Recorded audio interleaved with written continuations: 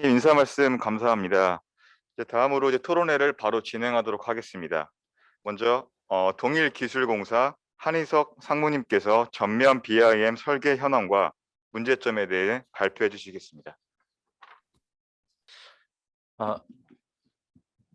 방금 소개받은 동일기술공사 한혜석 상무입니다.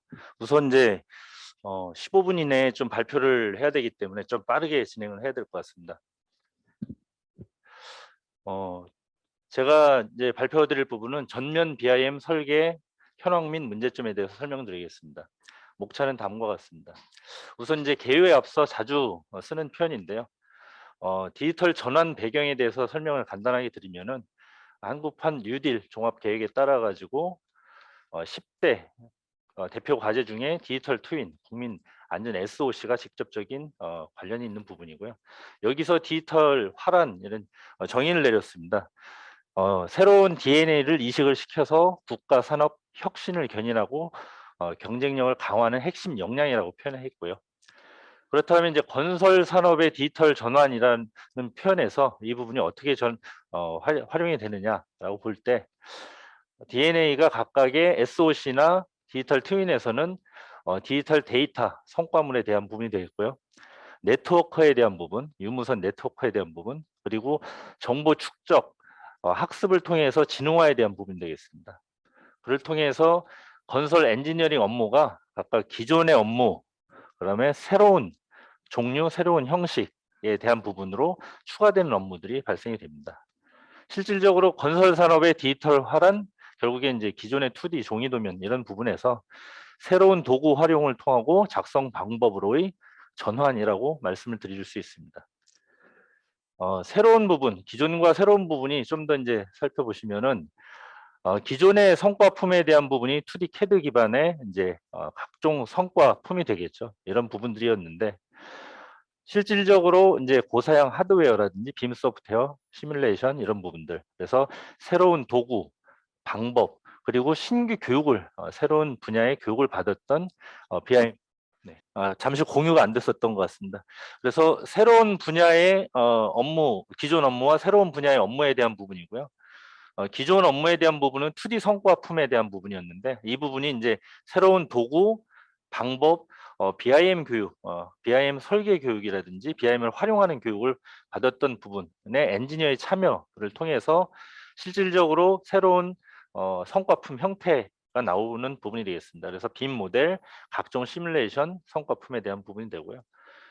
건설 엔지니어링 디지털화란 따라서 이제 새로운 저작 도구나 제출 항목 변화, 재교육을 통해서 실질적으로 기존 업무에 업무가 추가되었다라고 보시면 됩니다.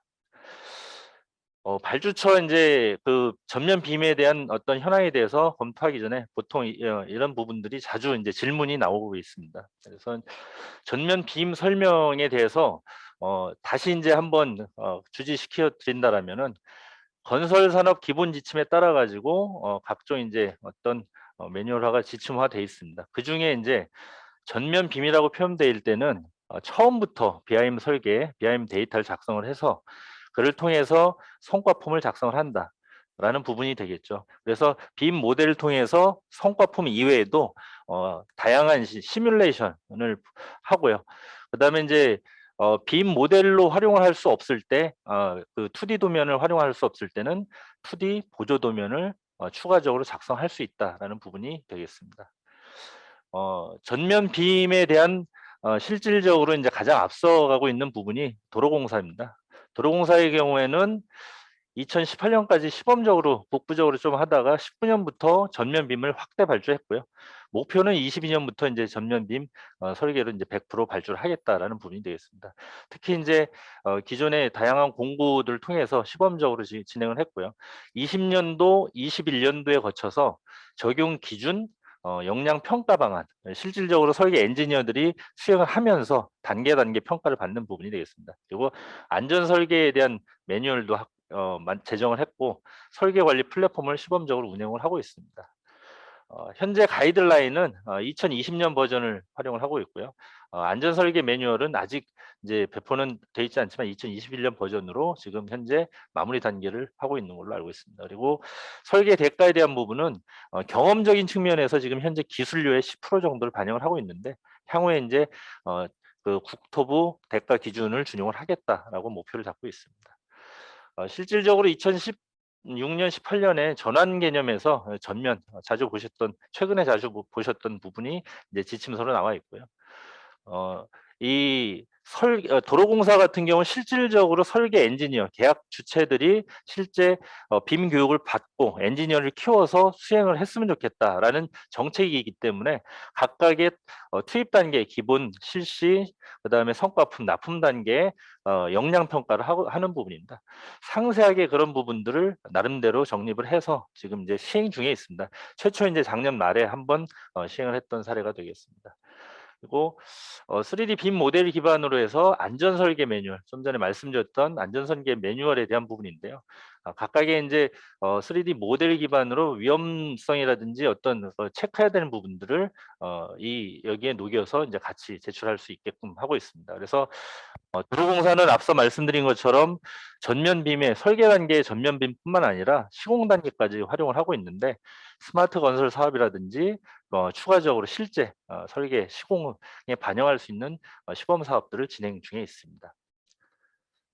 LH의 경우에도 2018년부터 나름대로 준비를 하고 있습니다. 그래서 LH 11 BIM을 통해서 실제 진행을 했는데, 3기 신도시를 거치면서 일부 이제 보류나 타절 얘기들이 좀 오가고 있습니다. 왜 그러냐면은 실제 LH 사업 자체가 초창기에 빔 모델보다는 이 용지, 이제 사업 승인이라든지 용지에 대한 보상이라든지 이런 부분들이 굉장히 장시간 걸리는 부분들이 있습니다. 그래서 그런 부분들 때문에 확정되지 않은 부분에서 이 설계를 한다라는 게 좀 어려운 부분들이 있습니다. 그래서 그런 부분 때문에 이제 적용 시점, 활용성의 재검토를 지금 하고 있는 부분이고요. 또 LH 같은 경우는 특징적으로 자체 캐드 기반으로 하고 있는 CDS 툴을 활용하고 있기 때문에 상용 빔 툴과 호환이 안 되는 부분도 좀 있습니다. 현재 가이드라인은 2018년 버전이고요. 전환 설계에 시범적으로 다양하게 하면서 대가에 대한 부분도 제시가 되어 있습니다. 앞서 말씀드린 것처럼 사업 승인이나 보상, 이런 장기적인 특성 때문에 적용 시기를 재검토한다라는 부분이 지금 현재 LH의 기류고요. 그다음에 자체 캐드를 통해서 호환이 좀 어렵다라는 부분인데, 그럼에도 이제 전면보다는 아직까지는 전환 수준에서 가이드라인이 작성되었다라고 말씀드릴 수 있습니다. 철도공단의 경우에는 조금 늦게 출발했습니다. 근데 이제 그 이전에도 시범적으로 하다가, 단발적으로 하다가 전면에 대한 부분은 조금 늦게 출발했지만은 R&D랑 같이 병행을 하면서 굉장히 적극적으로 하고 있습니다. 2021년도 단계적으로 전면 빔을 발주를 하면서, 실질적으로 2021년도 발주하기 위해서 전면 빔에 대한 BIM에 대한 설계, 시공 절차에 대한 세부 기준이라든지 이런 부분을 했는데, 실제 이제 전면 빔을 발주를 했지만은 설계 회사들의 엔지니어들이 부족하다라는 그런 부분 때문에 빔 컨설팅 업체를 별도로 저기를 했습니다. 그래서 투입을 했기 때문에 2D 설계와 빔 설계가 그냥 병행, 각각의 업체가 다른 부분으로 병행이 된다라는 부분인데요. 단기적으로는 대응이 되지만은 장기적으로는 조금 역량 강화에 지연되지 않을까, 그냥 좀 부적합하지 않을까라는 판단이 있습니다. 그래서 국가철도공단 같은 경우는 현재 2021년도에 대한 기준을, 가이드라인을 채택을 하고 있고, 설계 대가도 평균 견적가를 고려해서 설계비의 한 6 내지 8% 정도 지금 반영을 하고 있는 추세. 최근에 발주난 부분들이 최근 이 정도 되고 있습니다. 좌측에는 그 전환에 대한 부분이고요. 이제 가장 최근 게 이제 전면에 대한 부분이 되겠습니다. 여기에서 작성 방안이나 세부 지침도 나름대로 잘 정립이 되어 있습니다. 그렇지만은 이제 수행을 해 나가면서의 디테일한 부분들은 역시나 이제 시범 사업을 많이 해야지만이 될 것으로 판단이 됩니다. 각각의 설계 도면 작성, 수량 산출에 대한 부분들이 각각 이제 제한이 되어 있습니다. 수자원공사의 경우에는 조금 더 이제 좀 속도 면에서는 좀 늦다라고 보시면 됩니다. 전환 개념에서 시범적으로 되어 있는데 하천 이제 부지 내에서 택지 사업할 때 예를 들어서 이제 에코델타라든지 이런 부분에 시범적으로 적용을 했고요. 아직까지 전환이나 전면에 대한 가이드라인이나 지침이 나름대로의 정립이 되어 있지는 않습니다. 그리고 현재 가이드라인 설계 대가에 대한 부분도 아직 어떤 기준 자체가 없습니다. 그래서 설계 같은 경우는 견적가를 고려해서 설계비 한 10%에서 15% 정도 지금 반영이 되어 있습니다. 설계가에서. 그래서 지자체에서 서울시가 좀 앞서 나가고 있다라고 본다라면은 지자체에서는 실질적으로 시범 사업은 적정 대가는 반영이 안 돼 있는데 시범적인 사업은 조금씩 해왔습니다. 그런 부분을 2021년도, 22년도에 거쳐서 서울기술연구원을 통해서 이 가이드라인이라든지 로드맵 작성을 해서 어떻게 진행을 할 건지가 지금 진행이 되고 있고 이런 부분들이 동부간선도로라든지 이런 부분들 대규모 민자 턴키 사업에 적용을 할 예정으로 지금 반영이 되어 있습니다. 여전히 이제 여기도 아직까지 가이드라인이라든지 대가에 대한 부분은 정확하게 지침이 없고 설계에 대해서 견적가에 대해서 일부 10 내지 15% 정도 적용되는 수준이라고 보시면 됩니다. 기타 이제 저희 우리 분야에 관계되는 LX라든지 국토안전관리원도 나름대로 빔 쪽으로 접목을 하고자 하는 노력들을 하고 있습니다. 그래서 이제 설계 엔지니어링, 건설 엔지니어링에서 설계 분야를 좀 더 본다라면은 다음과 같은 이제 질문들이 자주 듣는 사항들입니다. 특히 이제 문제점에 대한 부분으로 본다라면은 음 기존 업무에 새로운 업무가 이제 추가되기 때문에 그런 부분들이 계약 과정, 수행 과정에서 각각의 한 5가지 카테고리를 형성을 할 수가 있습니다. 성과품 작성하거나 업무의 범위가 탄력적으로 자꾸 늘어난다는 부분들, 그리고 수행 인력들이 2D에서 재교육을 시켜야 된다는 부분, 혹은 신규 교육을 시켜서 신규 인력들을 엔지니어들을 키워야 된다는 부분들, 그리고 저작 도구에 대한 부분들이 2D와 빔을 넘어가면서 중복 투자하면서 다시 인제 새롭게 도입하면서의 비용에 대한 부분들, 협업에 대한 수행 과정에 대한 부분들, 이렇게 5가지고요. 각각의 비용들이 증가되는 부분들이 발생이 됩니다. 초기에 정보 구축이 굉장히 중요하기 때문에 건설 엔지니어링, 특히 인제 설계 분야에서 업무 강도라든지 범위라든지 이런 부분들이 굉장히 증가가 하고 있다라고 보시면 됩니다.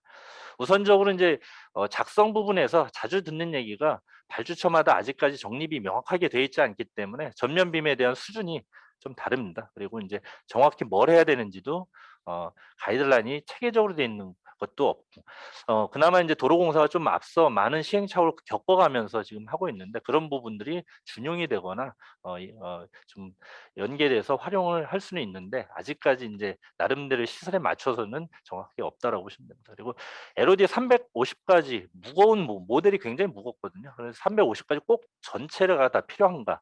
아니면 참고할 만한 것이 있어야지 뭐 따라하면서 경험적으로 좀 숙지를 할 수 있지 않을까라는 부분들을 통해서 있기 때문에 공통적인 부분 같은 경우는 표준 과업 지서가 좀 더 필요하지 않나. 성과품이나 작성 수준에 대해서 어느 정도 좀 더 상위적인 측면에서 규약을 좀 제시를 해 줘야 되지 않나 그렇게 보고 있습니다.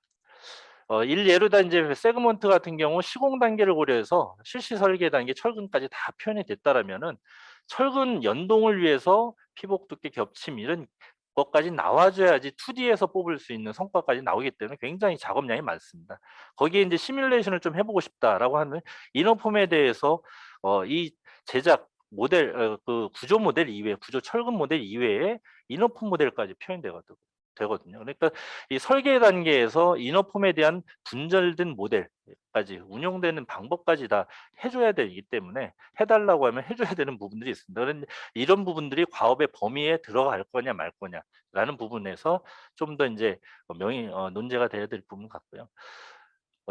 또한 이제 그 위험에 대한 체크를 통해서 해야 되는 부분인데 기존의 2D 대비해 가지고 오차에 대한 부분이 굉장히 중요해집니다. 지형 자체가 3차원화되기 때문에요. 그래서 3차원적인 지형으로 드론 측량이 계속 따라가 줘야 되는 부분입니다. 이전에는 2D 개념에서 접근했었는데 3차원이고요. 여기에서도 인제 크레인에 대한 장비 분절 모델, 그리고 실제 우리가 인제 빔 모델이지만 부분적으로 조립이 됐다라면 조립된 모델까지도 반영이 되어 줘야지 시뮬레이션이 되기 때문에 이런 업무들이 계속 따라가 줍니다. 그리고 폼 트래블러 같은 경우도 정밀한 네. 정밀한 작성이 필요하고 변단면이 이렇게 이제 변단면이다, 구조체가 변단면이다라고 한다라면은 모델 자체에서 결합하고 이동하고 해체하는 수작업들이 굉장히 많아진다. 결국에는 3D 장점을 이용하지만은 추가 성과가 매우 필요하다라는 부분이 되겠습니다.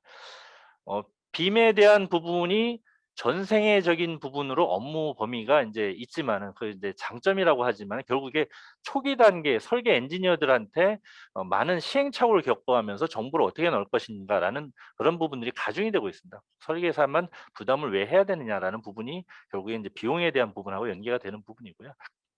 그래서 이제 설계 단계에서는 전면 설계 단계에서는 작성의 필요성이나 가능 범위 이런 부분들이 좀 재정립이 될 필요가 있지 않나 이렇게 보고 있습니다. 앞서 말씀드린 것처럼 기본적인 업무 이외에 세밀하게 시뮬레이션 하려면 세밀하게 고도화 작업이 돼야 되는데 이런 부분들이 업무의 그 양이 많아지고 시간도 많이 투자해야 되는 부분이고요. 전면 빔 설계를 발주를 하면서도 여전히 2D 수량이랑 비교 검토를 해라라는 부분이기 때문에 실질적으로 3D 성과를 내면서 이제 빔 성과를 내면서 2D에 대한 검증까지 또 해 줘야 되는 부분입니다. 그래서 이런 부분들이 좀 해소가 돼야 되지 않나 그렇게 보고 있습니다. 이런 부분들이 앞서 인제 업무적인 부분들 기본 업무랑 증가되는 업무에 따라서 대가에 대한 부분이 반영이 돼야 되는데 그 대가가 미흡하다. 현재 나와 있는 거는 도로 분야에 조금 더 제한적으로 나와 있기 때문에 앞으로 확장이 돼야 되지 않나 그렇게 보고 있습니다. 앞서 인제 인력에 대한 부분인데요. 재교육에 대한 부분입니다. 평가도 하고 교육에 대한 부분 평가는 해 나가기 시작하지만은 교육에 대한 부분 실제 교육에 대한 부분은 좀 어렵다. 실제 인제 그런 부분에서 엔지니어를 확보하기가 어렵고 교육을 어떻게 해야 되는지 어디서 해야 되는지 그다음에 인제 예전같이 그냥 CAD 하듯이 전담 직원을 놓고서 해야 되는지 아니면은 뭐 비용이 얼마나 드는지 이런 질문들을 자꾸 합니다. 그런데 인제 명확하게 교육을 실시하는 부분이 주체가 없기 때문에 그런 부분이 어렵고요. 엔지니어를 정작 키워 놨어도 경력 관리를 어떻게 해야 되는지 이런 경력 관리에 부재가 있습니다. 그래서 실질적으로 양적 교육에 대한 확대도 필요하지만은 경력 관리 제도 도입도 좀 시급하다라고 보실 수 있습니다. 이 일예로 최근에 이제 전면빔 발주를 했지만은 인력 평가에서는 2D 경력자, 특히 이제 책임자에서 인원을 제한적으로 두기 때문에 신규 인력이나 BIM 교육을 받아서 BIM 어떤 역량이 있는 인력에 대한 평가가 없습니다. 그렇기 때문에 굳이 도입을 해야 되는 그 인력 확보를 해야 되느냐 아니면 인력 교육을 시켜야 되느냐라는 부분에서 좀 미흡한 부분들이 있거든요. 그래서 이런 부분들이 결국에 져야 하기 때문에 2D 평가 한시적이지만 2D 평가 이외에 BIM 엔지니어들도 별도 인원들을 해 줘야지만이 신규에 대한 인력 양성에 긍정적인 효과가 있다라고 볼 수 있습니다. 네. 전면빔에 대해서 방금 말씀드린 것처럼 또 한 가지 추세는 전면빔 발주를 냈는데 2D 평가를 했는데 이제 2D는 2D대로 하고 컨설팅사에 빔을 맡긴다. 이런 부분은 또 엔지니어의 어떤 신규 엔지니어의 그 양성에 역행을 하고 있지 않나 그렇게 보고 있습니다. 이런 부분과 인제 또 다른 부분 인력에 대한 부분도 있지만은 소프트웨어 도입에 대한 부분들이 기존 대비 기존에 축적이 돼서 BIM 소프트웨어와 연계되는 부분들까지 돼서 연단이 계속 누적이 되고 있습니다. 이제 고액이 누적이 되고 있고요. 교육할 때도 고가의 교육, 장기 기간 동안 엔지니어가 인제 재교육 받으러 가야 되거든요. 그런 부분에서 한계가 있다라는 부분입니다. 그래서 특히 인제 중소 같은 경우는 중소 건설 엔지니어링 같은 경우는 자체 투자가 좀 한계가 있기 때문에 생태계가 좀 어렵지 않나 그렇게 보고 있습니다. 어 BIM의 장점을 살려서 다수 설계사가 협업을 하고 있는데 그 협업상에서 회사마다 역량들이 다르기 때문에 결국에는 소프트웨어 인력에 대한 역량이 다르기 때문에 재작업이 필요한 경우가 많습니다. 그래서 새롭게 작업하는 경우가 많거든요. 그래서 공통 작업에 대한 환경 구축하고 추가 상용 소프트웨어에 대한 비용까지도 좀 반영이 돼 줘야지 이런 부분에서 도입하는 데 긍정적인 효과를 나타내주고 있지 않나 그렇게 보고 있습니다. 그 이외에도 인제 모델 저작권에 대한 부분들 소유권이죠. 그다음에 시공 BIM에 대한 부분들, 통합 관리에 대한 부분들 지침이 산발적으로 발주처마다 있기 때문에 좀 모아 가지고 좀 보기 편하게끔 좀 해 달라라는 부분이 되겠습니다. 현 단계를 요약을 한다라면은 새로운 부분이라는 부분이 대부분 다 설계 단계에 디지털 정보 생성하고 활용하고 협업하고 이런 부분이 집중적으로 발생되고 있기 때문에 너무 좀 가중이 되고 있지 않나 그런 부분이 있고요. 앞서 말씀드린 5가지와 3가지의 비용 의 상승 요인들을 좀 반영을 해서 현실적으로 이제 발주 계약이라든지 인력 양성, 저작 도구의 공유라든지 좀 신사업도 창출을 해 줘야지만이 선순환이 되지 않나. 그리고 적정 대가, 고부 가치가 좀로 전환이 돼야 되지 않나 그렇게 보고 있습니다. 그래서 그를 통해서 생태계라든지 대전환 분야를 대응을 해야지만이 성장 동력의 기틀을 마련할 수 있지 않나 그렇게 보고 있습니다. 예, 이상입니다.